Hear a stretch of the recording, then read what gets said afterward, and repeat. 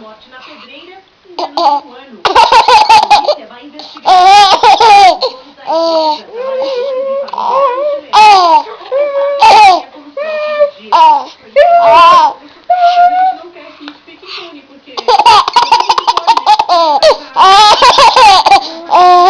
se preocupam se a gente tá bem, alguma coisa, sabe? Como vai ficar a família?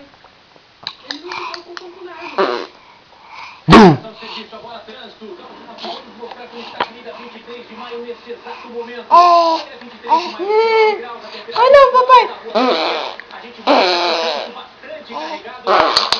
Nos dois sentidos. Nos dois sentidos.